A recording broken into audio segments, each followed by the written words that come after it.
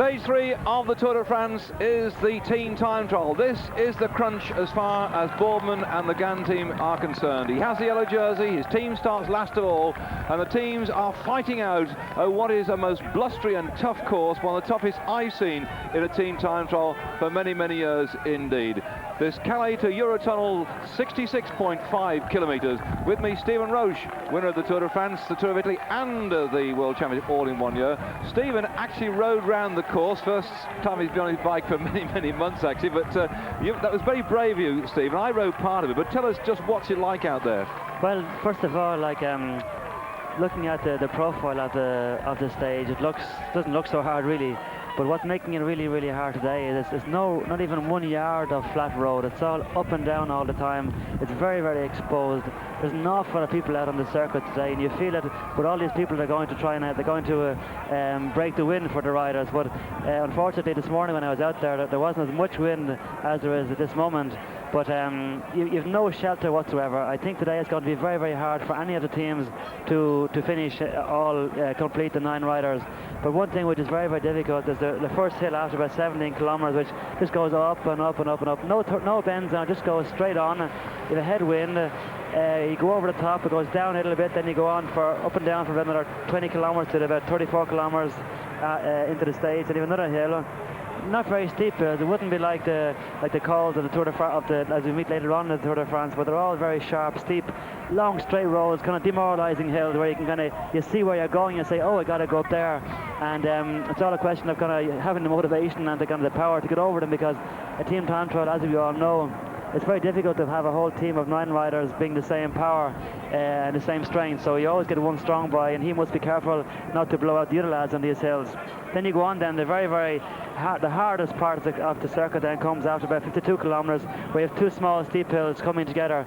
The second of the climbs being about 2.5 kilometres long. As you go up it, you get a very, very strong wind coming in off the coast, because you're riding about 500 yards from the coast inland, but you seem to be all the time having a crosswind. And then of course down to the final, the last 8 kilometres then is all very, very flat, but never dead straight. You got roundabouts, you got left hand corners, right hand corners. You have no real shelter at all. You could be going along 1 minute having a headwind, then you get a crosswind, then you get a tailwind. It makes it very difficult for these 9 riders. As you can imagine, they're 9 riders as we see them here on our the GB riders here on our screen. They're all in one line now, but when you start going around corners, they all get a bit out of shape, and it makes it very, very difficult to get shelter from the rider in front of you. Well, and also what I found this morning, because I managed to last half an hour on my bike, first time I've been out for 4 months, and the surface of the road has got like little pebbles that are about the size of a pea onto the tarmac, and it's very rough too. It's not what I call a fast road. It's a bit like any of the time trials went up and ridden on the Cheshire course, we used to call them. Those Cheshire courses are always heavy courses, and it seemed to me this road surface is very heavy as well. It is a very, very heavy road surface. Like a lot of teams went out and saw the circuit a couple of months ago and felt that they must use 55 chain rings with 12 on the back, whereas myself personally, I went around this morning with the Carrera team, with Capucci and with Pantani, and I recommended that they only use 54 and putting on the back 19 and 21, so that they can use it 54 19 if it came to the crunch, so they could have if they had a straight through block from 12 to 19, it means when you have a 54 and 19, the chain is going in nearly into the spoke. So I recommended they put on a 44 inside ring and a 54 outside ring, so that if they came to the crunch came to the crunch on these hills here, as I was saying earlier on, you can see them hills going up and up and up. Don't seem to finish at all, but they used the 54-19 instead of going down into the small ring, where you lose a lot of time and also a lot of power. Just to explain to you non-cycling viewers that the numbers that Stephen is talking about are the front chain rings, where they can be changed by the mechanic, 54 on the outside and the 44 on the inside. Whatever they do, they can change them and unbolt them, put another one on, and at the back as well, the sprockets, the 8 gears they have now, 8 sprockets going, and they usually start very close and go 12, 13, 14, they run close together, so you've got a nice smooth change. And many of these chaps, these time trial bikes as well, they've got the chain system up on the handlebars, but some still prefer to keep them down in the brake levers as well. Telecom coming up here now, and the big threat of course on this particular very windy circuit, and it is a circuit we started up up in Calais. We've gone down into a southeasterly direction, and then turned straight back almost due west, and coming back up again into a northeasterly direction. Is that if anybody gets dropped on this circuit, they've got a long battle in towards the finish, and the time is taken of the fifth man across the line, and the fastest team, their fifth man's time will be used as the marker, and a coefficient of between 13 and 15%, depending on the average speed of the race today, will be added to the fifth man's time for the fastest team. Anybody who fails to come inside that time limit will be eliminated. Now, so far we've lost 3 riders. The 2 who crashed, in fact, the 3 who crashed at Armentières are out of the race. So we're down now 3 less than we started, but we may well be a few short tomorrow. Let's keep our fingers crossed for them.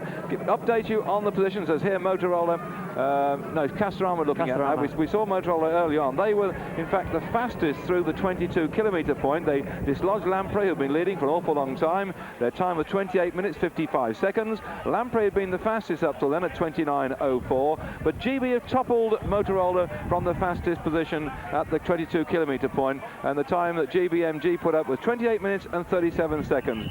Now, Motorola, they spent 3 days training around this course a few weeks ago. They came across, had a look at this one now. They spent some time going around it to suss the whole thing out, but of course, under racing conditions, training's all right, isn't it? But the racing is something different. Here we are then, coming down the finishing straight, the Chazal team. That's the one to beat. Lamprey, the fastest we've got so far. 1 hour, 21 minutes and 46 seconds. Chazal finishing in 1:25.25. It's a very good performance from the Chazal team, because they're not here to win the Tour de France, but they're here to have a good performance.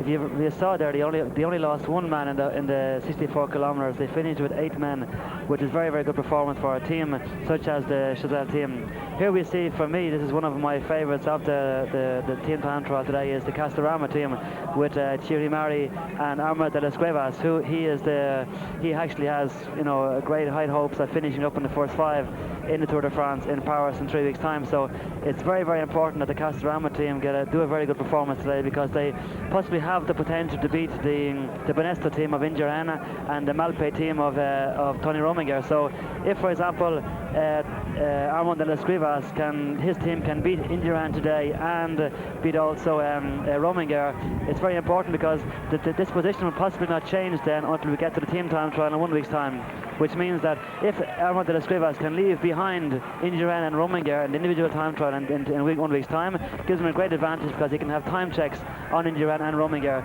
It'll be the same thing for Rominger and Indurain.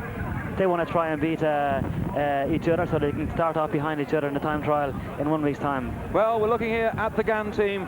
They're in the yellow jersey. Chris Boorman. They're going to have to really ride, and he's flat down. Chris Boorman riding on that Lotus bicycle. There was some discussion as to whether they would ride them, because they were, in fact, saying they're slightly heavier than normal road bike. That gives you the confirmation of the 22-kilometre point. I told you that the GBMG team had gone through first, and now Benesto pushed Motorola down into 3rd spot. So Benesto, they're just 18 seconds back on GBMG. A good start for Indurain's team.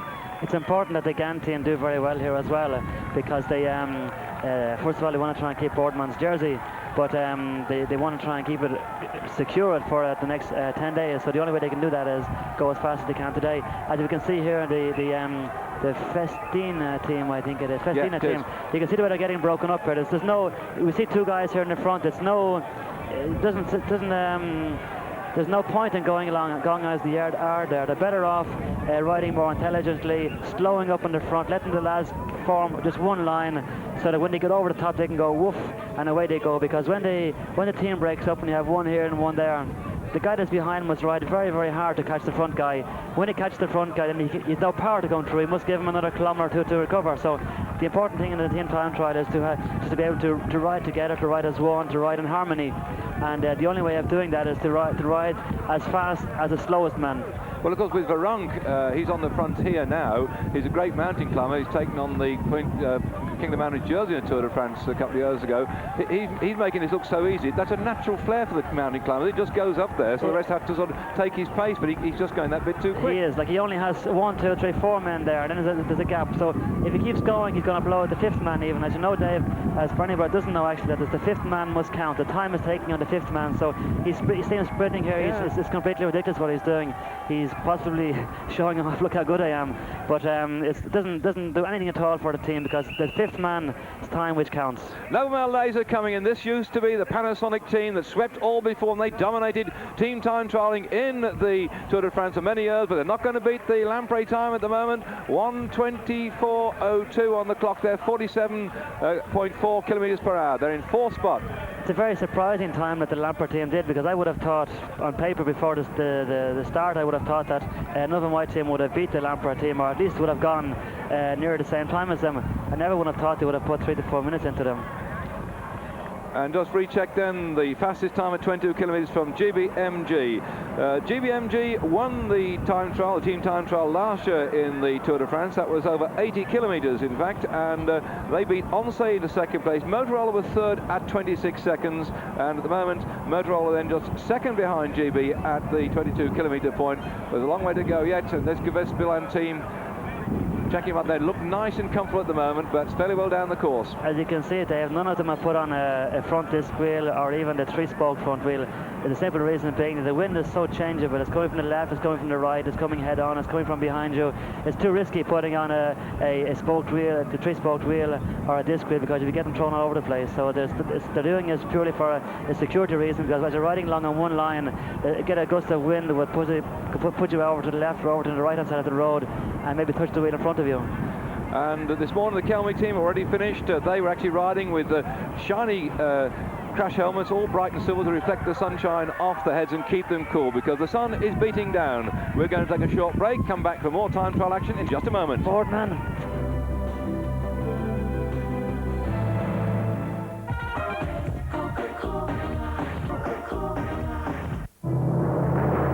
Eurosport Live.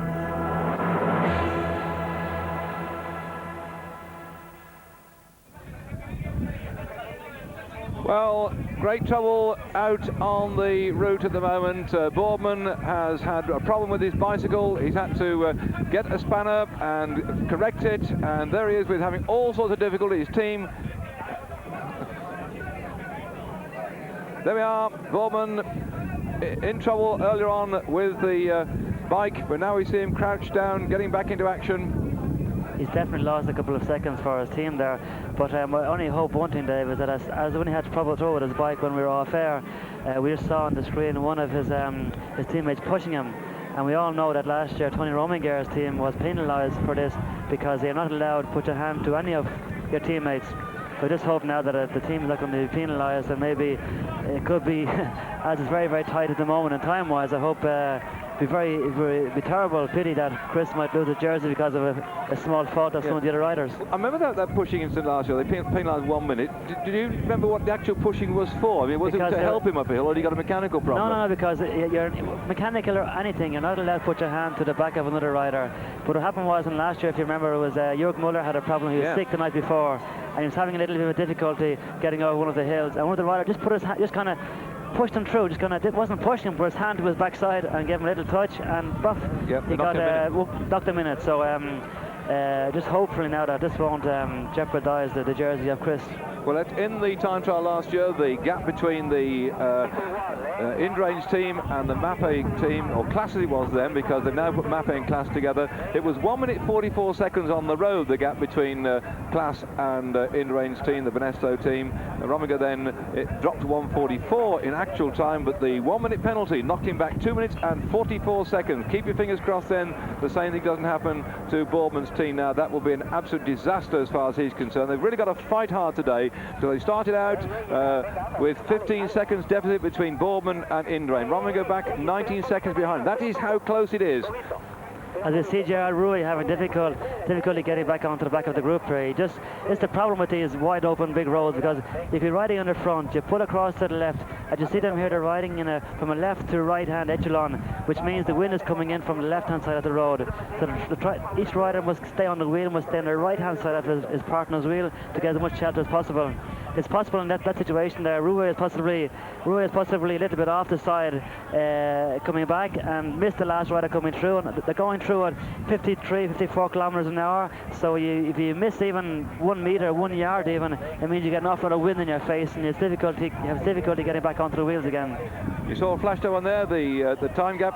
at the checkpoint. Lamprey still the fastest team, 58.34, and they came in finally in 1 hour 21 minutes 46 seconds. That's the fastest team we've got so far, and they were faster at all the time checks when they went through, ahead of the other teams, ahead of them, TVM and Kelme. They kept that lead right the way through until the GB team, the Motorola team and the Benesso team have now gone thundering through the 22-kilometre mark, and so bit by bit the faster teams are seeded towards the back end of the race, and we're keeping our fingers crossed for Gann and that little problem. What was the problem really with the Gann bike for Boorman was he actually is riding a very adjustable stem. It allows you to put it downwards, put it upwards, move it in and out. It's a very, very adjustable stem. He didn't use the same stem in the prologue time trial. When I looked at his bike, although he was riding the Lotus carbon fibre bike, he had an ordinary stem on it and a very unusual set of narrow handlebars that were aero-shaped, magnificent set of handlebars. They've been crafted with loving care by somebody to cleave through the air, but they were only made for the prologue time trial. They were very narrow indeed, and he probably wants a bit more air in his lungs now, so he's riding with a slightly different handlebar setup, and he rode with his multi-adjustable handlebar stem, and unfortunately it's done itself. Now Telecom coming in, and best placed rider over on classification is Ludwig. He's 20 seconds down on Boorman. He's coming in now. We'll take a note of Telecom's time because that will be interesting for... They've done a very good time, Dave. Even they finished with 9 riders. It's the first team that's come in so far that has finished completed. You can see by the average speed here being 48 kilometers an hour. Earlier on this morning, everybody was predicting that the best time would be around 1 hour 10 minutes, whereas you can see for the time is that the best time for the moment is 1:21. Like it's 11 minutes outside the best time that they had reckoned would be the best time today. And the gap that I said this morning for Ludwig, 20 seconds down on Chris Boorman. So Boorman's team have to be inside 1:22. Add 30 seconds onto that, so he can be 1:23 and a bit and still keep the jersey. But we'll keep a little running check on all these for you. But that's one of the likely contenders for the crown. Ludwig just 20 seconds back, and the very good ride by the Germans. Because the Germans have been very good team time trialists at Olympic level too, haven't they, for so long? And the World Championships, the amateur teams, they've always been very strong indeed, the German squad. And here we go back to more problems from Gann. Is this the problem with... No, so it's Greg LeMond. Another one. Greg. It's Greg LeMond. He's got a problem as well. They've been not having any luck at all. I had the Gann team down as one of my favourites today, actually, because with Boardman, Greg LeMond, Culotti, Eddie Senior, Francis Moreau, they're all really, really good pursuers. So I would have thought they would have been, I'd hoped that they would have been in there with a good chance of winning the time trial today, and also reinforcing the lead of Chris Boardman. As you see the Benesso team here now, there's 1, 2, 3, 4, 5, 6. There's only 7, 8 riders. They've lost 1 rider somewhere. There are only 8 now. To see Gerard Rouet on the back. He is suffering at the moment, Dave, because if you remember yesterday in the medical report we got, he hurt his wrist and his back in the crash on the first stage. So Gerard Rouet would normally have been one of the big motors behind this Benesso team to help in Duran, whereas for the moment now he's not doing so well.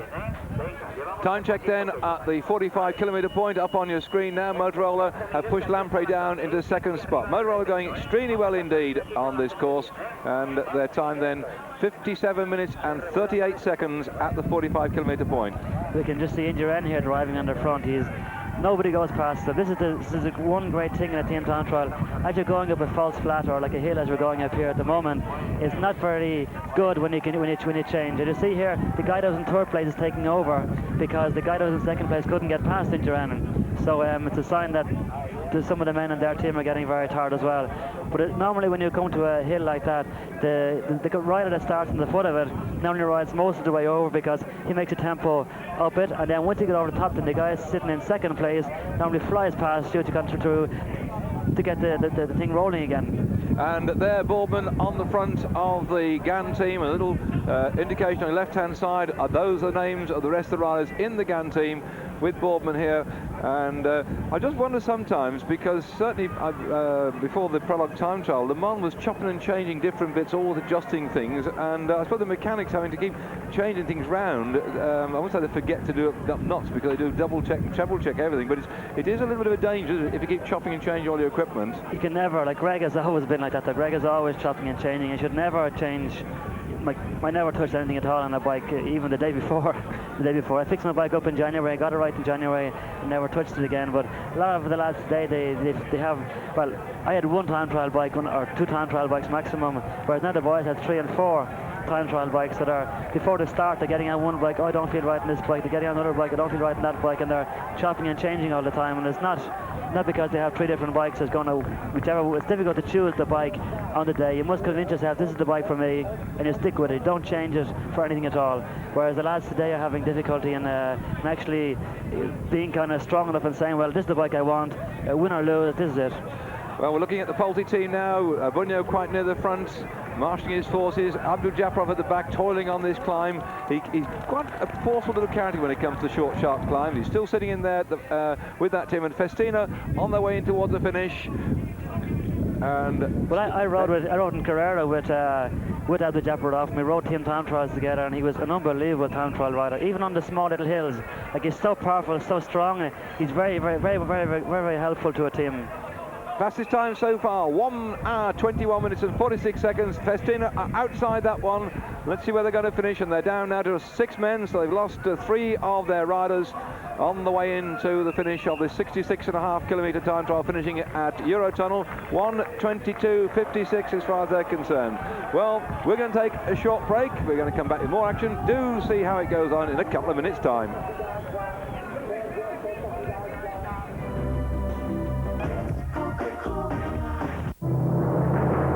Eurosport Live.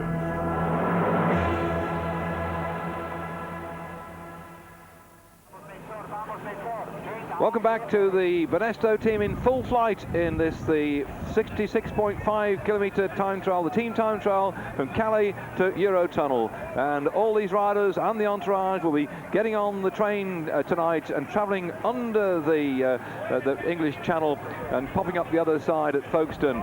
And amazing to think now that the tunnel is there, it's open, and this is probably going to be one of the biggest transport of personnel across the tunnel, or through the tunnel this year, because there's something like about 3,500 people like to go on the trains moving through tonight. The 50.5 kilometres of tunnelling that was completed just a few months ago, they're carrying freight through there now, but it hasn't been open for public service yet, so we are really going to be honoured to be travelling under the tunnel. It's been 200 years since they first started to dig a hole in the ground, and 27 projects have failed so far. Well, 26 have failed, the 27 has succeeded. It started way back in 1902, the first tunnel, and now we're going to travel, all these riders, all the entourage, under the sea tonight to pop up in Folkestone, ready for the stage tomorrow from Dover to Brighton. On the front, Armstrong really powering up here for Motorola. They've been setting some cracking times so far, and he's powering up, Dave, but if you watch how intelligent he is, he's much stronger than the other riders. He could ride away from them, but he's actually looking around, pacing himself to suit the slowest man, because he knows once he gets over this part of the hill, from there on to the finish is still about another 10 kilometres, 12 kilometres in, so he can't do it on his own. So the more men he has with him, the better it is. And if the lads, if he kills the lads on this hill, they're not going to be able to get the machine going again straight away to go to the finish. So he rides to suit the slowest man. I won't say he's taking his time over it, but you can see from the way he's riding his bike, he's not flat out. He's just riding it, taking it. He's not taking it easy. He's watching. Look at him looking under his arm right now. Looking under his arm to see Sean Yates. Maya is there as Yates now takes over. Now he's. And Yates is another. Look at this team now compared to the other teams, how close they are to each other. Yeah. The other teams are everywhere. This is a team that could do a very good time. They may not be up there to win, of course, but it's not because that they made a mistake in the riding, but they're actually it's a very, very good demonstration as to how a team time trial should be ridden.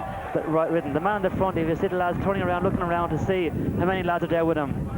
Shortly coming to sight, the Carrera team looks like they're down to about 6 men at the moment, or is it only 5 at the moment, Stephen? That's a bit of a disappointment. Come on, run through the team right as they come through. It's a bit of a disappointment, okay, but on the other hand, they're doing an incredibly good time, because who is in the Carrera team this year? There's nobody in it. There's Capucci, Pantani, and Alfred, and they have no other big names. So they're getting within 1 or 2 minutes from the Lampert team, who went off an awful lot earlier than them when the wind was a lot weaker.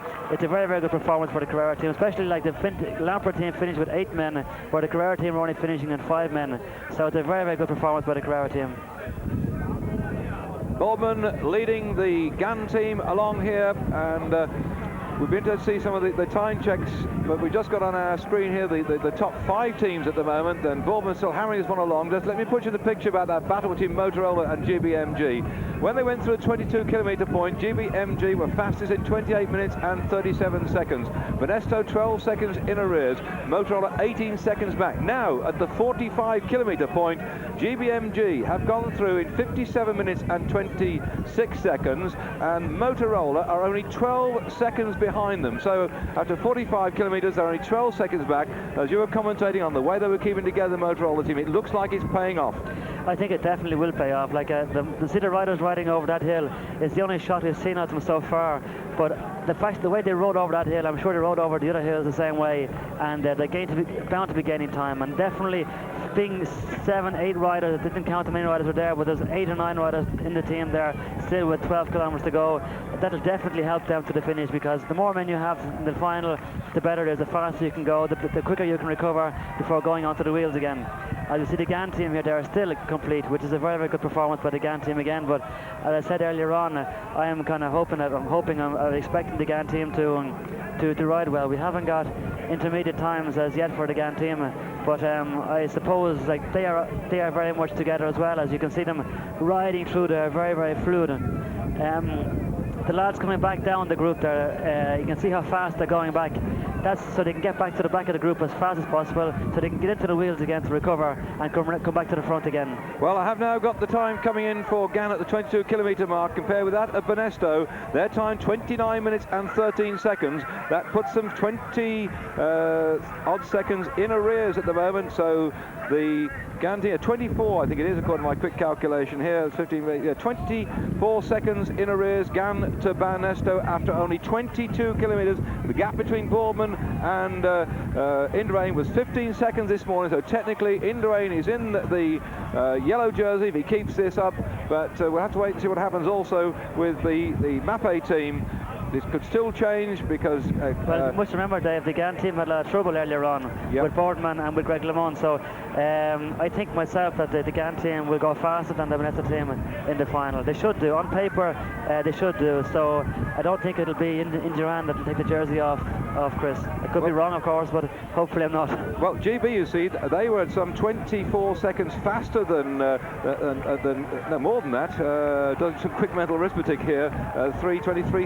36 seconds faster, GB at 22 kilometres, and they've got Museo only 23 seconds down on Bournemouth, so they're going to be the biggest threat, aren't they? As you see them going over the hill there, they're also very compact, and there's 7 of them riders left in the team, so they're not going to lose very much time from here. Watch how intelligent the riders are now. This is a typical team time trial team, like it was the old Ariastea team of Giancarlo Ferretti, who was the team manager last year. He's of Ariastea, who have come together this year with MGGB to make one very, very strong team.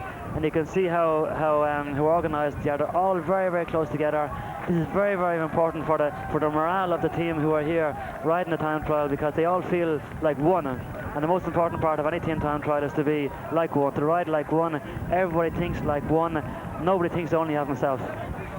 And that was well drilled into the old Panasonic days. I remember that with the Peter Post drilled that team to perfection. This lot have also been out going well. They were the people who won the team time trial last year, as I was saying earlier. So they've got a lot going for them. They've got the experience, they've got the knowledge, and they look like they could be riding on to victory at the moment. So the GBMG team through the 22-kilometre point in first place, and at 45 kilometres leading there from Motorola at 12 seconds back. So far, this is the best team we've seen on that hill, Dave. The other teams have been a little bit to the left, a little bit to the right of each other. They went over that hill all on one line. That's going to be very, very important, because the energy you can save by being in the wheels, going over a hill like that, you can use that energy then to the finish. So I think myself that the MGGB team should have a very, very strong finish as well. Here comes Word Perfect, another well-drilled team from Jan Raas, but suffering with the loss of Moncassin when he cricked his ankle. In fact, he's broken it. Jan Raas this morning said to me that he's going to be out for at least 5 to 7 weeks before he can be back riding on his bike again. They were 1:22.26. They're in second spot. He'll be pleased with that one. Definitely, like, it's a very, very good time, considering that the Lamport team went off earlier on when the wind was not as strong. So the weather forecast the wind would get stronger, but sitting here in the television looking down at our monitors, I feel myself the wind is getting very much stronger. So for once the weather forecast has been right, and the wind is definitely going to play a big part in the final. When especially for teams that are going to lose 1 or 2 riders coming into the finish, bringing them down to 5, 6, 7 riders is going to make them very it's going to lose very valuable time. Motorola at the 53 kilometre point, 53.5 kilometres. They've cut the deficit even more. GBMG went through in 1 hour, 6 minutes and 47 seconds. Motorola now just 9 seconds in a rear. Lamprey, who led for a long time at the 53.5 kilometre check, are now 1 minute 14 seconds down at that point. Polsey are behind Lamprey, 1 minute 18 seconds down on GBMG, and Carrera Team 1 minute 43 seconds down on GBMG. So the battle for the victory at the moment is between GBMG and Motorola at the 53.5 kilometre point. Still the fastest time is Lamprey, 1:21. 1 hour 21 minutes and 46 seconds. At the moment, the GB team is riding behind in front of the Motorola team. So the Motorola team is riding ahead of the GB team. So they'll have time checks on the Motorola team, knowing they're only a couple of seconds in arrears, and they'll be able to hopefully be trying to pull up towards the end. Onse in full flight, and today happy birthday, we must all sing it here in the rostrum, because it's Zula's birthday today. What a way to celebrate your birthday, riding a circuitous team time trial with the wind gusting at you, the road going up and down. But for Alex Zula then, it's his birthday today, and perhaps they might get him a cake on the train when we go under the English Channel tonight. We're going on the tunnel tonight. We're coming back by Brittany Ferries after we've been to Portsmouth on Thursday. Brittany Ferries have at least 5 ferries standing by to transport all the equipment back over to Cherbourg. It's been a monumental job to organise the race this year, to celebrate, of course, not only the opening of the Eurotunnel, but the fact that also 50 years since D-Day. Mavic car on the left-hand side there, one of the neutral service cars stationed around the course, but behind these riders, their team cars are there with spare equipment if necessary. 2 team cars behind, one will stay with the main group, and if anybody significant drops off the back, then the second car can service them as well. Up in front, the gendarmes are taking them through, and there you can see the sea on the left-hand side. And where's the wind here? The wind is coming off the coast. That's what I was saying earlier on, Dave. You go along a long road, which is about 400 or 500 metres from the sea. You're up on a height. You're not actually right down on sea level. You're about maybe 50 metres up over sea level. It's not very much, but you have the wind, a very, very strong wind coming in off the sea. And looking at the flags here blowing in front of us this moment, the wind has gotten very, the wind's come up much stronger than it was earlier on, and this part of the road is very, very hard. Well, there we are then, the pink jerseys, the flamenco pink jerseys of the Onse team, normally riding in yellow, but they have to ride in pink in the Tour because the yellow jersey is the leaders.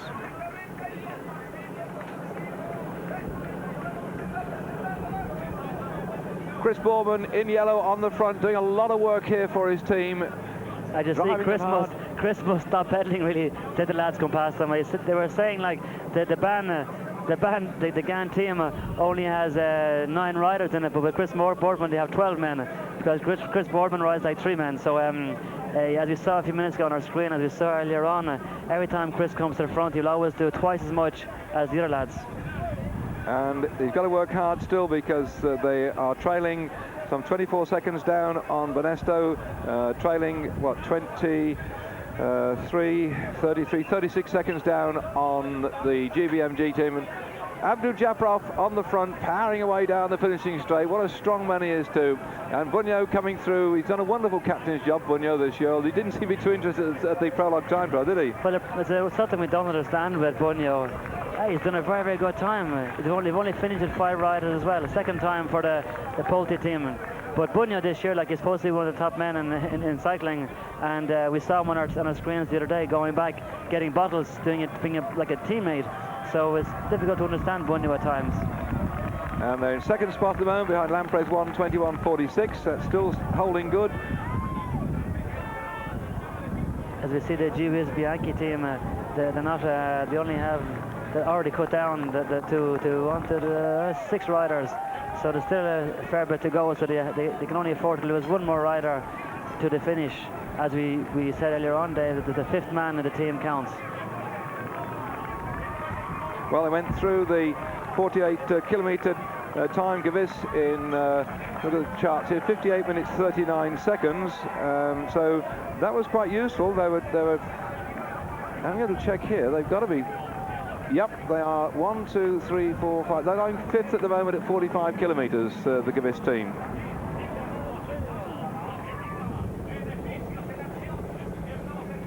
As I see Boardman again here in the front, just watching the way he's driving. Watch the way he's going in the front, and see how long it takes for the second guy to come around him.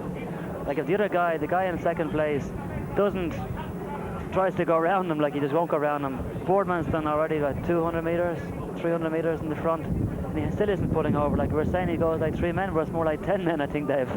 He's driving hard here, and there we've got the 45 kilometre point, the check for you, with Gavis, as I said, just popping up into 5th spot, 1 minute 13 seconds down. GBMG the fastest, just 12 seconds separating them there. But we have got our own check here on our compact computer, which says that at the 53 kilometre point, the gap between Motorola and GBMG had come down even more, and the gap just 9 seconds. Lamprey are certainly going to be toppled by GBMG and Motorola, because they were 1 minute 14 seconds down. More troubles? As they say, not trouble, but they said the lads, Colotti was lying in second place. He should have gone around Boardman, but he couldn't go around him, so he called through the guy that was in 3rd place. Boardman has just done his turn on the turn in the front, so he has, and now he's back to the front again. Like the team are, I won't say they're falling apart, but they're having definitely. I would have thought that the GAN team would have been much stronger than actually they are at the moment. But Boardman is riding not like 3 men, riding like 10 men. Of course, he needs to defend his jersey. He has everything to lose there, Chris. If they don't pull back time on the Benestos, Boardman and Chris could lose his jersey, and I'm sure he has that in mind. And unfortunately, the GAN team, and who in my estimation are one of the best teams in team time trials, for once they're not going to do a good time, maybe. And more troubles here. I remember last year Once had troubles, at least a couple of punctures right at the back end of the team time trials last year, so it seems misfortune has hit them yet again. But the last we saw, they were very well all together, so perhaps they can afford to lose one man. And Motorola coming in, this should be the fastest time to date by the time checks we've got. GBMG started 5 minutes after them, and the gap then has been coming down all the time. So watch your screens now and get ready to jot this one down, because Motorola, who really came here to try and win this team time trial, have been working so hard, and they've still got 6 men together, and they're going to get inside that Lamprey time. There's no doubt about that. They were more than a minute up on them at the last check at 53.5 kilometres. And here, as big Sean Yates powers to the line now, comes from Forest Row in the southeast of England. He goes across the line. The team time 1:20.37. As we saw in a picture there, the 6th man who was having difficulty in holding the wheels said, well, okay, there's 1, 2, 3, 4, 5 riders in the front, so I can ease off and it's not going to jeopardize the team time. That guy, for example, his time will be counted the same as his team. He won't be deducted any time. As the Vanessa team now in our picture, they're down to 7 riders, but still riding very, very well. As we see them all here, very, very compact. Looks like there's the Basque flag in the background too. That fellow is waving. I think it is a Basque. He's a long way away from home. Yeah, the Benestas are putting in a very good ride. Every other year, we're always saying the Benestas are not going to do well, and the Benestas are going to do well, and they always disappoint everybody. This year, everybody was saying, well, the Benestas are going to finish 6th and 7th, and what have you, where they are actually putting in a very, very good ride for the moment. Look at how compact they are now again. It's the most important part of team time trials is to stay compact and try to make like a whole team as one unit. Well, they've got to ride well, because Benesto, the bank that sponsors them, was in serious financial trouble the early part of this year, and they've been bought out by another bank. And in fact, the new owners have said that they'll keep the team going as long as Indrain keeps winning. So they've got to they had an awful lot of other projects on at the same time, and they let every other project stop and kept only doing the cycling, because they felt that cycling was the best vector for publicity. So they said that while Indrain is going well, while the team is still doing well, you definitely keep the team. Well, they did quite well in the Vuelta, didn't they? Got second and third places with Albaitia and Delgado, even without Indurain riding there when Rominger won. So that they were a lot of concern about the fact they didn't put the strongest team into the Tour of Spain, but even so, they did extremely well. Mapei class looked nice and compact too, and they looked like they're all together. You've been counting, Stephen? Eight riders and they're still there. They've lost one rider, but still it's Mapei this year brought on a couple of good riders in the team to try and help them do well in the team time trial, because if Rominger wants to win the Tour de France outright, he cannot afford to lose time like last year in the team time trial. But they were off 10 minutes behind Banesto, so it's difficult. We haven't yet got an exact time check. As we see Francis Moreau getting dropped. Francis Moreau was one of the strong men in the GAN team in the team time trial. But as you remember, as we said the other day, he was operated for a hip operation on a hip about a month ago, and only started riding his bike about 10 days ago. So it's normal. He's possibly given everything he had. As we can see here, he's really suffering for the first 40 kilometers, and you know, he just can hang on as long as he can, but after he just can't do any more. So Moreau will just kind of ride into the finish now. And we're waiting for the arrival of the GBMG team. They were 5 minutes starting after the Motorola team, that is the fastest team on the road at the moment. And here, Mapei class. I'm just going to checks at 45.5 coming up on the screen. 58 minutes and 10 seconds at the 45 kilometre mark. So 58.10, Banesto 58.02, so they're 8 seconds slower than Banesto. Looking at GBMG, 57.26. So the GBMG are nearly a minute faster than the Mapei team. So this is going to do Museo a lot of good. We might see him in yellow at this rate of knots. This is true. Museo is going very well at the moment. The team is going very well as well. But that's something I just don't want to think about for the moment, because it'll be so good. I mean, everybody is expecting Chris to bring the yellow jersey into Britain. So it'd be not a pity if he was to lose the jersey today.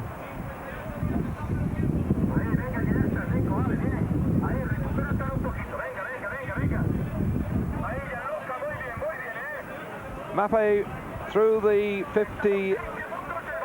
45 kilometre point in a time of 58 minutes and 10 seconds. Comparing that then with Oncé, 58.55. So they're in fact 45 seconds faster than Oncé, but Banesto 8 seconds faster than. This is GBMG. This is the critical time we're going to have to jot down, because Museo might be doing sufficient ride here with his team to take the yellow jersey. It was only separated at the last checkpoint by 9 seconds from Motorola. They're sprinting down the line now. They've got to be 20:37. Are they going to do it? Motorola holding their breath here, and it looks like they'll get it by a gnat's whisker, and it is by 7 seconds. Oh, in fact 6 on our clock here. Would you believe that?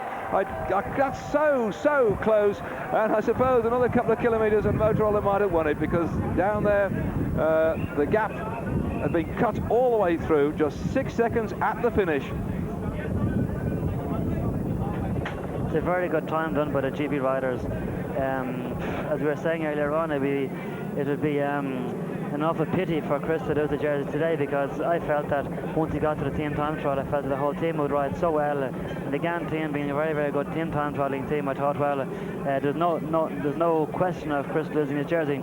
He hasn't lost it yet, we know that, but the GAN team have had an awful lot of bad luck so far in this team time trial, with Chris himself having trouble with his handlebars earlier on, and then what's he going here? 1, 2, 3. Another more problems again. It's he's trying to make it go faster, isn't he? No. It's not saying to go faster. There's some kind of a problem here somewhere. He's possibly gotten a time check from Roger Lugier, because Lugier will have time checks on the radio. Lugier will have put 1 or 2 other of their cars back in the through the field, and he'll be getting time checks on Mapei, be getting time checks on Banesto. So possibly what's happened was Chris went back towards the end, back of the group. Lugier gave him a time check, said, Chris, we have so much ahead or so much behind, and Chris is communicating then to the other riders to say, listen lads, we got to go, we're so far behind, or we're so much in front. And at this stage, like with the GAN team riding behind the Banesto team, he will know that Banesto and MG with Museo are danger men, so they will know what time they have to play around with. So he was probably telling the guys to accelerate, because our jersey is in the risk of being lost. Well, trouble here then for Onsay. Breaking is dropping off, and he's their 5th man. He's a strong rider. He's got to climb his way back into this one. They're down then to 5 men, or should they 4 and 1, hoping to get back up again. Of course, they've already lost to Zabala, who has had a problem with his bike, so he's got to really ride on his own to try and catch up there. They've got to keep Breaking with them. They can't afford to drop a man now. Well, I think Breaking must have had some trouble because he came back onto the group very, very easy there. Yes, they're putting his bike back. Oh, yeah, he must have had a puncture. But it's not normal that Breaking was getting dropped. He's one of the best time trialists around, and definitely one of the best time trialists around. So he definitely had a mechanical trouble. We didn't see it there, but as you see Alex Zoul riding on the front there.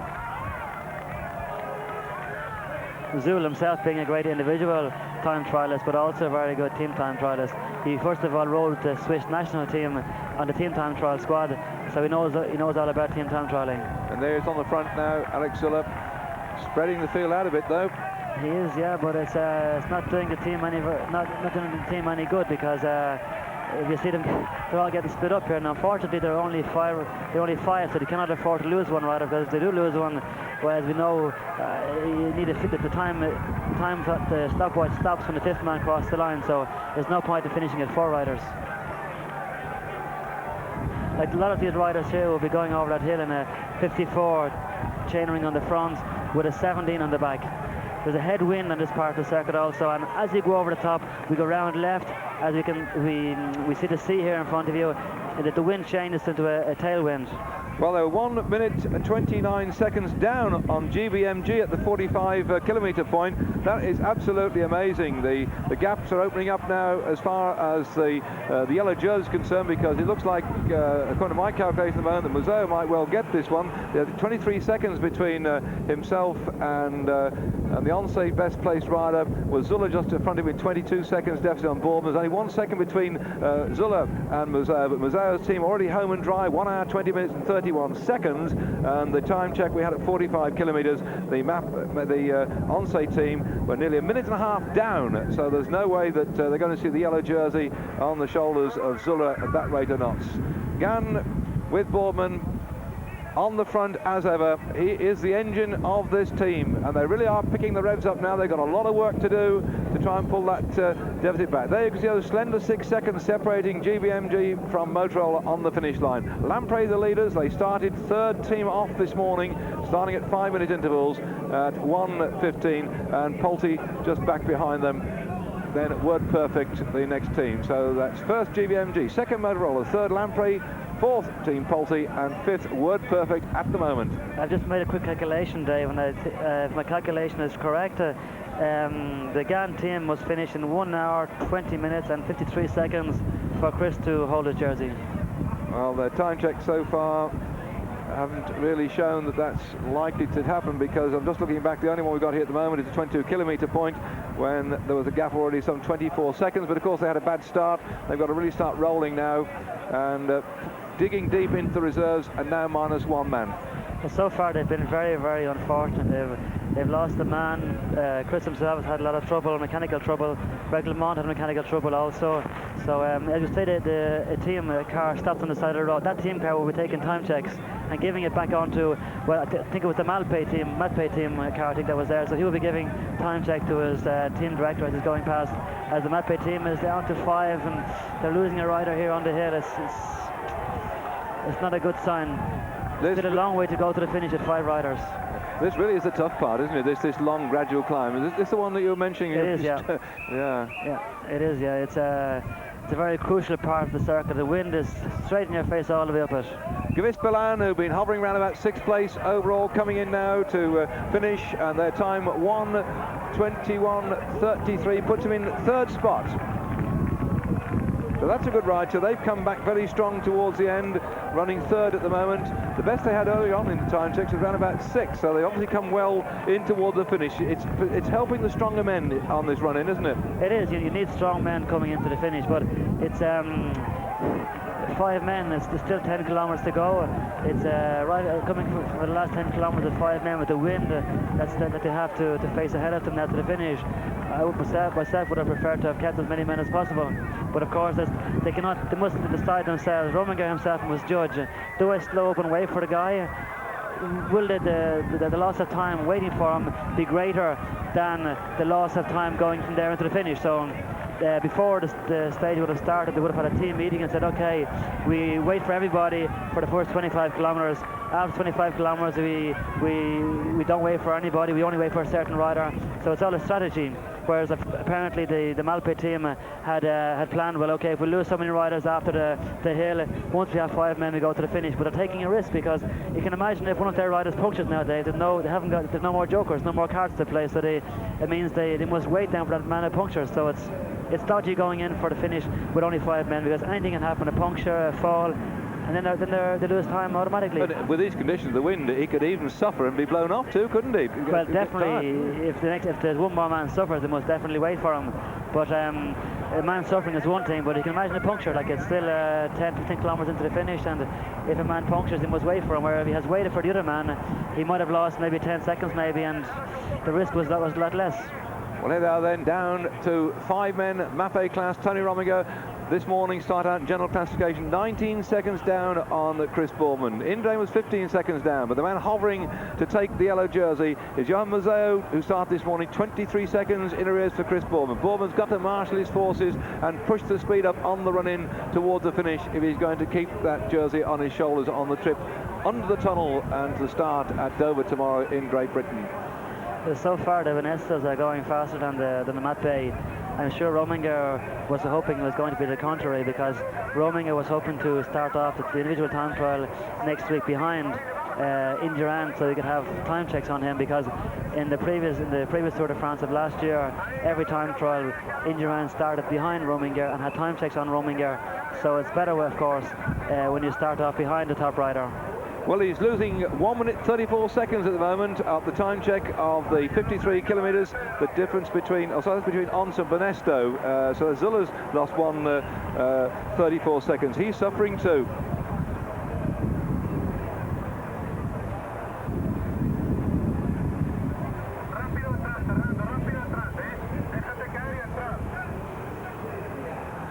We have the time for Mape class at the 53.5 kilometres. 1:07.22 is their time there, and Benesto 1:07.09. So they have in fact gone through some 13 seconds slower than Indurain's team.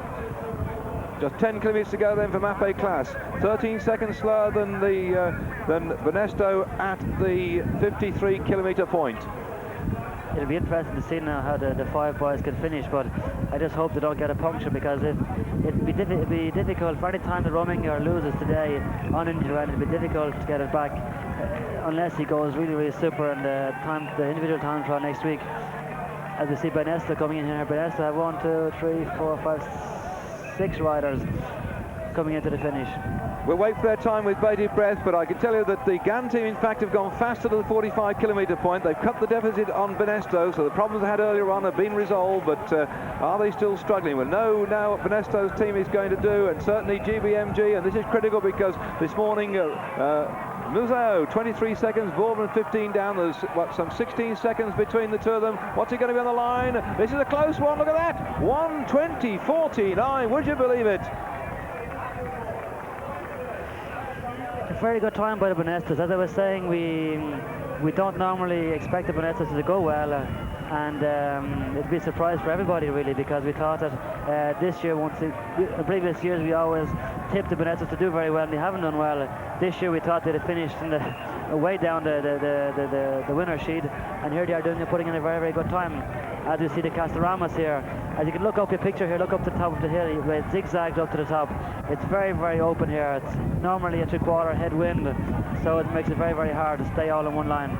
As you see the French champion here, Jackie Durand, he had a very, very long breakaway yesterday, and you can see him here today. He's actually paying for his efforts yesterday. I've just done the calculations. The gap between GB and Benesto, remember these are the unofficial ones, not taken down beyond the seconds anyway, but Benesto 18 seconds in arrears behind GBMG, and this morning Indurain and Museo were separated by just 8 seconds, if my arithmetic is correct, 8 seconds separated. So in fact Museo, should he take the yellow jersey, should Boorman's team not come back in song, will take it by just 10 seconds from Indurain. That's at the moment. There's still a lot more to come in. We've got the Onse team to come in, or seem to be struggling somewhat at the moment, because at the 53-kilometre point, Onse were trailing about a minute and a half down on Banesto, so they're out of shouting with that one now. The Maffei team were just some 13 seconds in arrears, so the battle there between Rominger still goes on, and we're still waiting for more times to come in from Gan. The last one we had at 45 kilometres, 58.15, and we look at Banesto's time, 58.02, so if the arithmetic's correct here, there's still only 13 seconds in it. This is going to be an absolute cliffhanger. It is definitely, and can you imagine, Dave, the way oh, Rominger, no. They're down to 5 men, this is Puncture, disaster. as I was saying earlier on, Dave, and it's actually Rominger, is it? It looked like it. Yeah, Rominger just has some terrible bad luck. This guy, whether it be him or not, his team is just so unlucky. As I was saying earlier on, Dave, the guys must wait now. Doesn't matter who. No, it's not Rominger. No, it's not Rominger. But the lads must wait for him because they only have 4 men in the front. And as I was saying, the time is taking on the 5th man. So, oh, this is incredible. They've got to wait for him, haven't they now? They have to wait for him. They cannot.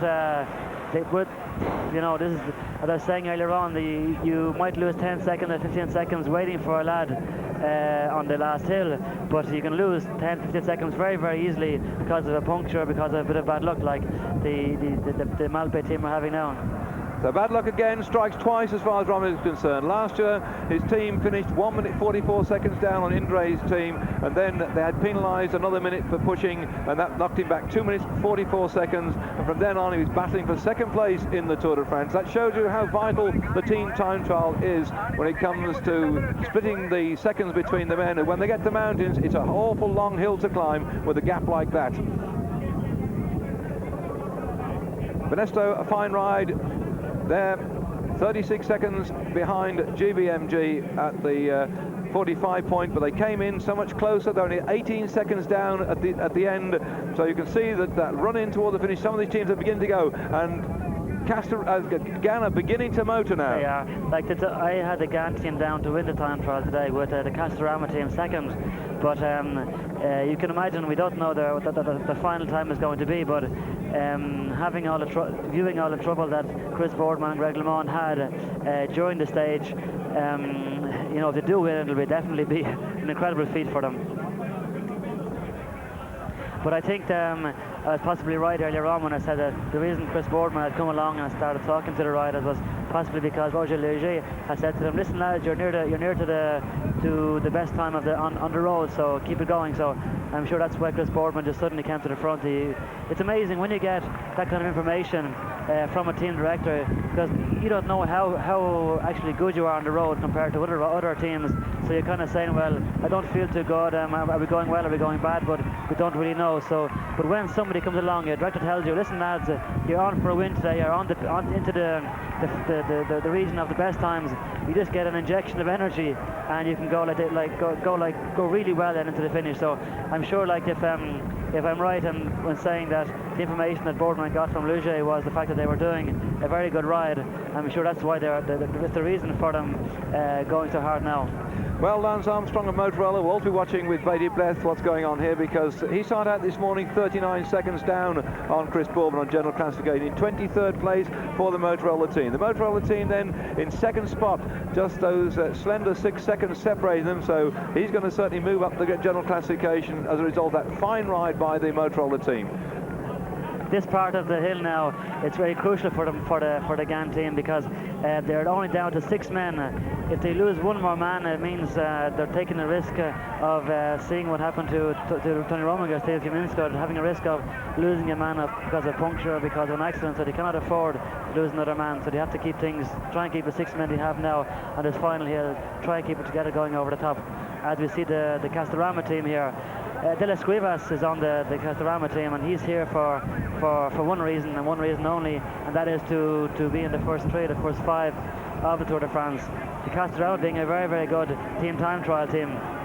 As you see the Gan team here again, here they are losing a man. Greg LeMond is having not mechanical trouble, but physical trouble, legs trouble.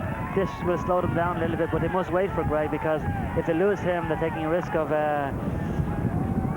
having a puncture with a 5th man, and so they can't afford to lose Greg. Well, Castorama checking their time against that of Benesto. Indurain, of course, the man who's wanting to win this race overall. The gap at the 53 kilometre point was just some 20 odd seconds between the two of them, 22 seconds in fact to be precise.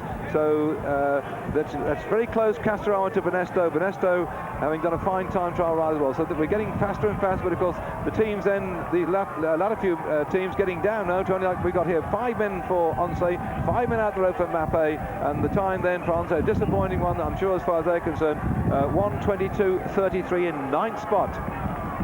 Chris Boardman is doing a super ride here today.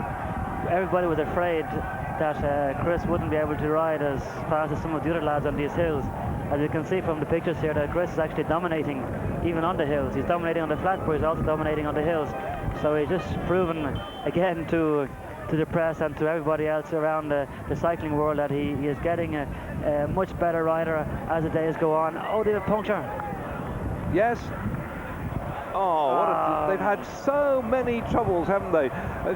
It's really heart-rending here. And I mean, to me, just to see that Chris Boardman in yellow when he got the prologue time trial the other day, then to see every day he's kept it going. And I can look back 12 months to the Tour de France when Boardman went down to the track at Bordeaux to break the hour record and surprise everybody then. But they've had off Joa, who was the best placed French rider in the Tour de France last year, finishing in 15th spot. They've had to go on without him now. That'll be disappointing for Daiwa too, because he could be well up there on general classification to help Gan in the team. They are the best team overall at the moment, and they've got this man in the yellow jersey driving them on, but the numbers are going down one at a time. Mono's gone, Daiwa's gone, not far now to run into the finish. Well, normally, if having a normal situation where Doja being the best French hope, of course, if the team had really thought he was going to do well this year in the Tour de France, they would have waited for him. But because of Chris being in the yellow jersey, they have apparently decided that only one thing counts in this Tour de France for the first week. That's the yellow jersey of Chris Boardman. They want to have it going into England. They want to try and keep it coming back into France, and they know that if they can hold on to it today, they have a good chance of holding on to it for another 4 or 5 days, which will mean great publicity for the Gan team, which of course we all know they are lacking publicity at the moment because of lack of results from the team. Well, a disappointing time check just come in here. It shows that at 53 kilometres, the Gan team went through in 1 hour, 7 minutes and 44 seconds. And according to my notes, GB went through in 1 hour, 6 minutes and 47. So they're 1 minute and 3 seconds adrift. That's an awful lot to make up on the final run-in. There we are, the caption showing you the 53 point I've just been talking about. GBMG 1647. The latest time we have on our screen here, 1744 for Gan. So they're just over 1 minute in arrears. That's going to take some catching back.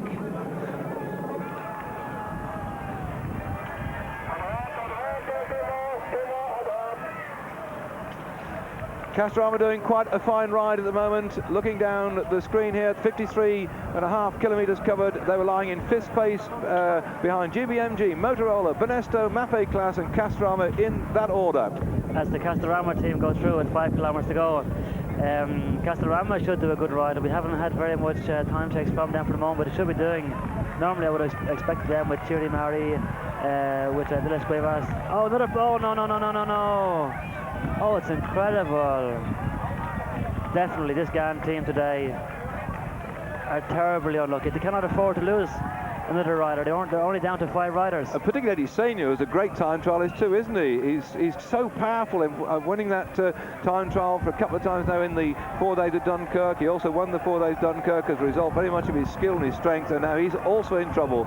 Mappe Class coming in right now, and well, Ramigo will be disappointed with this ride, I'm sure, because he's had troubles in his team, and well, they have done a reasonable time considering they've been down to 5 riders, and considering they're not really a team time trialist team. But like Rominger is not worried the time he loses to MG. What he's really worried about is the time he loses, or the time he might lose, to Michael Indurain or to Boardman.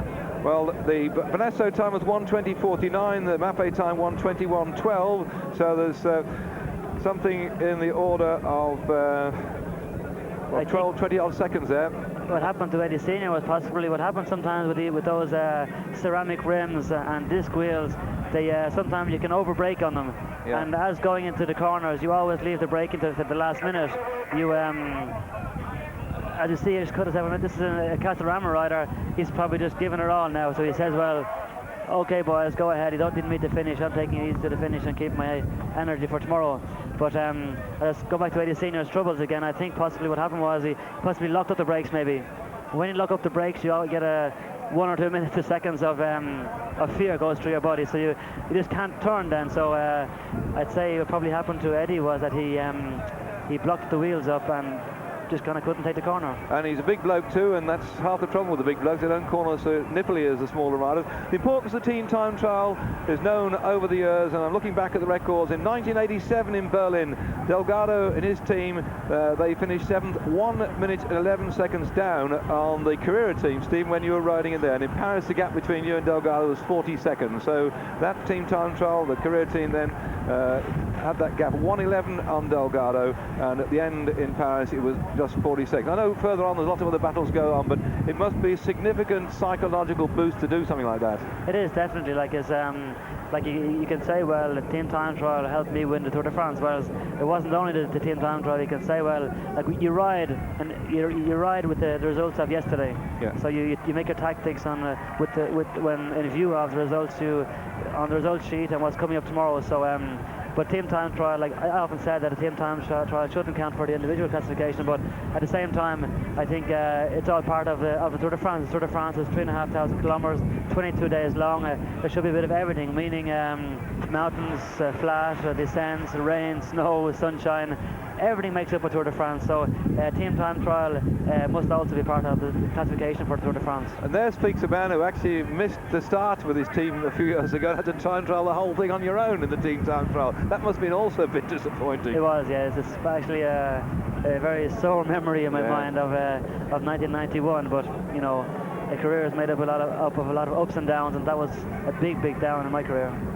And the man who's been one of his highlights in his career in the yellow jersey, Boardman, now urging his team on more and more. Although he looks like he's going to lose that yellow jersey, he's been riding so well in this tour, there's still no knowing. If he goes on through this tour, he's showing enormous strength and capacity. He might have troubles in the big mountains, but the race is not over yet. We've got several days in flattish, undulating territory, and there'll only be a few seconds again still separating the top men, and it'll lead to some very interesting team tactics in the next few days before we hit the Pyrenees and the big mountains.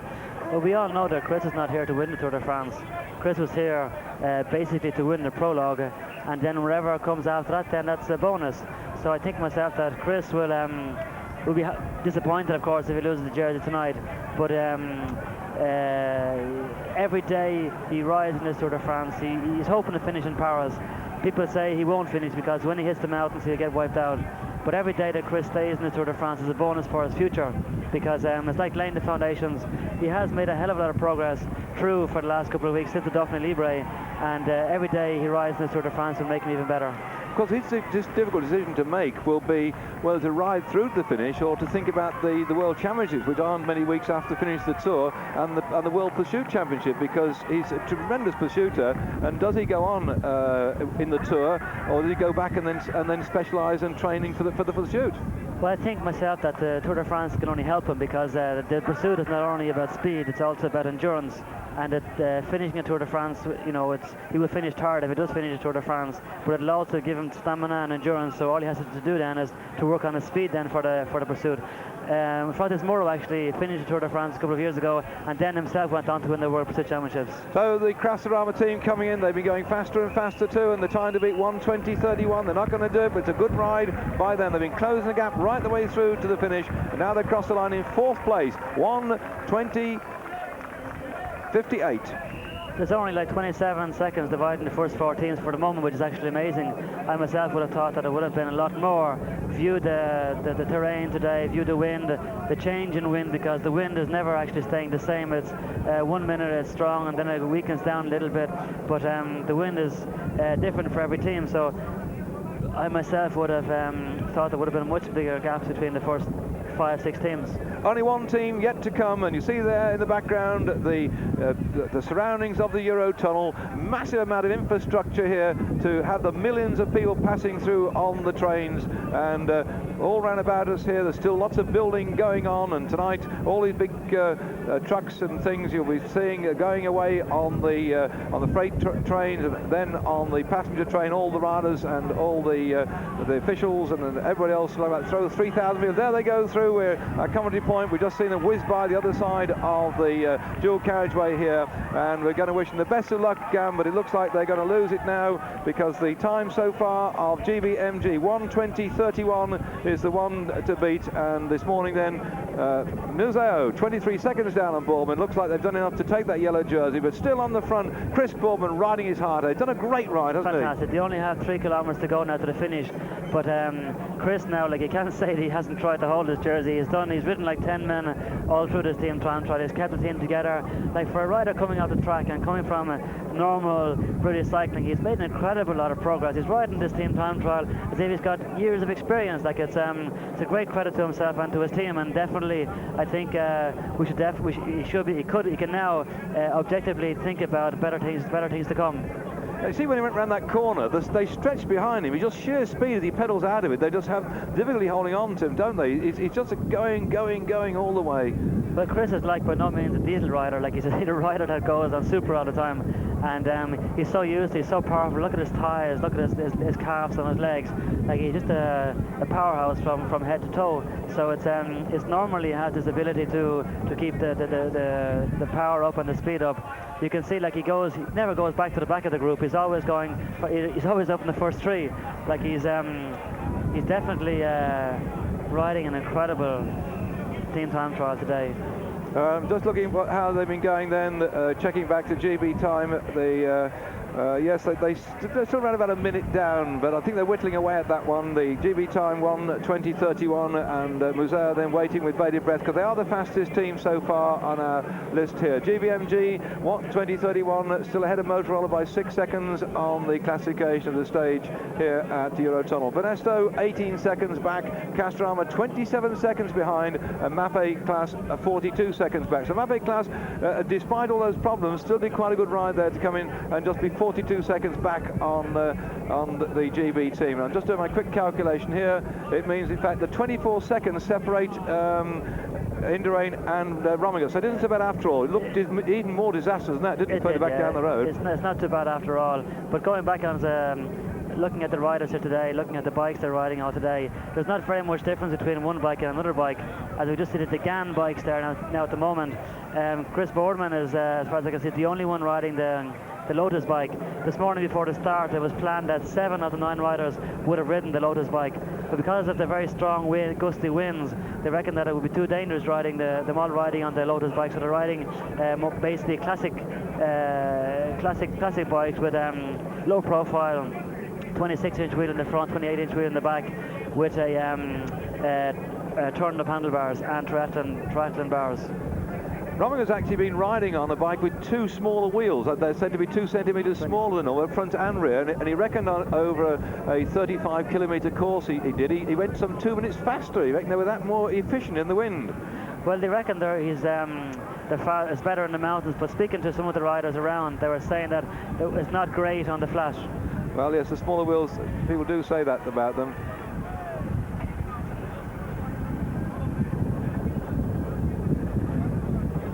The final team on the road then, coming in towards the end of the team time trial section of the race. We were talking about the smaller wheels on the bicycles. Of course, Alex Moulton would like that, because he wants like 17-inch wheels but put springs on them. So I know that he's got super tires. They're on special ones to make the rolling resistance minimal anyway, and puts very high pressures in, around about 110 to 120 pounds, and that's to try and overcome this smallness of the wheel, which it does with the suspension to take the bumps out of the ride. So it's horses for courses.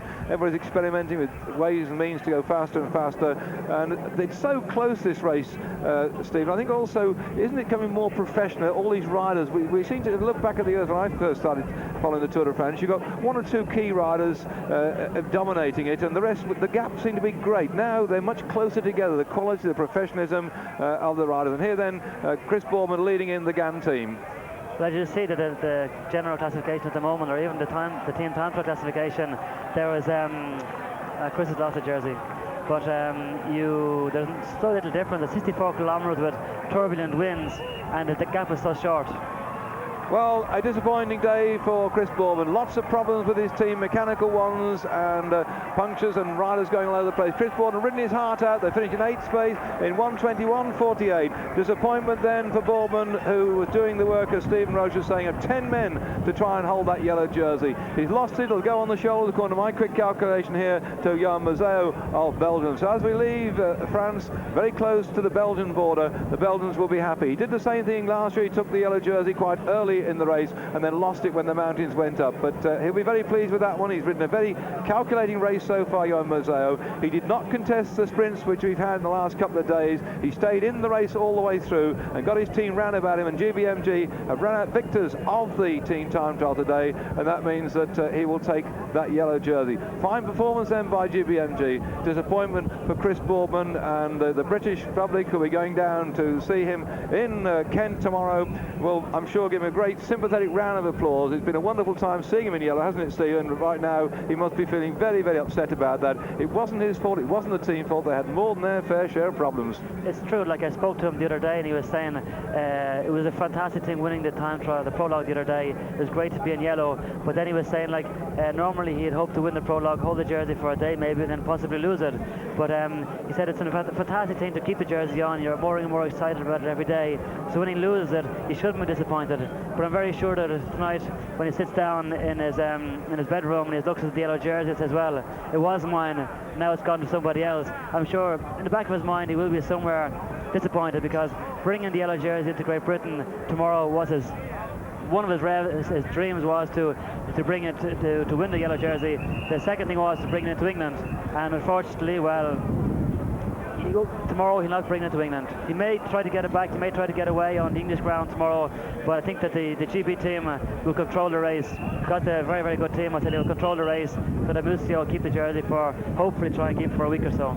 There they are then, the slow motion action replay of the performance of GBMG to cross the line and win the time trial, and that means also now that the yellow jersey will go to Mazeo. There's confirmation of the times. GBMG 1 hour 20 minutes and 31 seconds, and Gann back in 8th spot 1:21.48, and that's how Chris has lost his yellow jersey. Disappointing then for Sally, his wife. Little George, only 5 months old, won't know much about it. Little Edwin back at home, 5 years old, and Harriet 3 years of age as well. They'll be disappointed for their dad. You see there all the trucks getting ready to go down onto the train. That's how we're going to travel under the English Channel tonight, pop up the other side in Folkestone, then go to our hotels, well and truly spread out the southeast of England.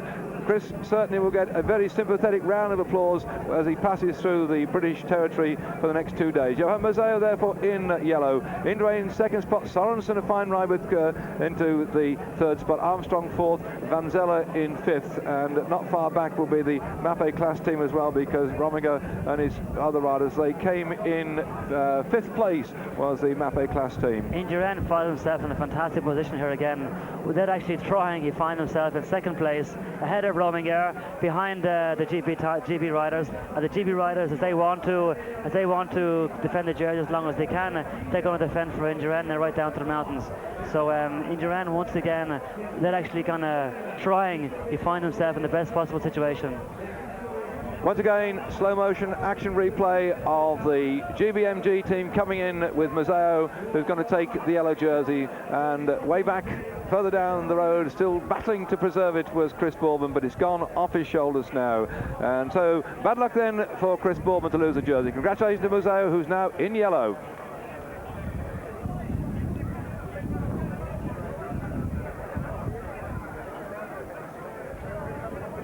The GBMG team time then just giving an average speed of some 49 kilometres per hour to take the victory in the time trial for teams over 66.5 kilometres. Tomorrow the course, the 4th stage, covering 204 kilometres, goes from Dover to Brighton. We're starting outside Dover, the lovely castle in the background, and then into Brighton, where we've had the finish of the Wincanton Classics in the past. We're going up that famous Ditchling Beacon that many of the riders who take part in the London to Brighton will know, the climb up the Ditchling Beacon climb, where we drop down to Brighton, do a circuit of the town and back back in to finish just above Madeira Drive. The winning team then for GBMG up on the rostrum at the moment, the combination of Belgian and Italian teams. They were in fact talking about splitting the team next year after disappointments in the Tour of Italy, but they're very, very happy now because not only have they won the team award in the team time trial, they've got Mazot in yellow, and the crowd here giving a very good round of applause. Those people have managed to find their way across this building site. I nearly got lost coming here, Steve. I don't know about you, of course you went around the course, I suppose. I did, yeah. Going around the course this morning was a great help, but it's amazing. There's a maze of barriers here at the moment, and wire nets, and vans, and television cars, and sponsors' cars, and team cars, and it's like going through a maze. You can never see where you're going. You see roughly where you want to go, but getting there is always something else.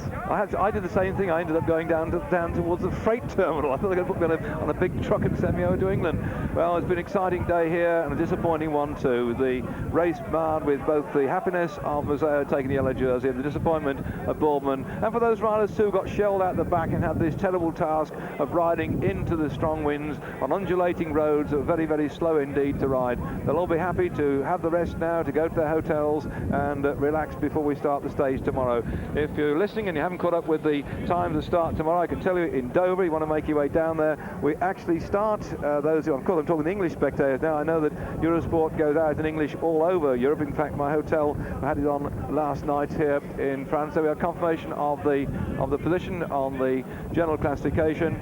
But for the English side, if anybody wants to get down to the start tomorrow, we actually start at 10:45 at Dover, and we're going to finish in Brighton at around about 4 o'clock in the afternoon. That's Central European time, so you've got to knock an hour off as far as Britain's concerned. So the applause now raining for Mazet, who's taken the yellow jersey of Chris Boardman.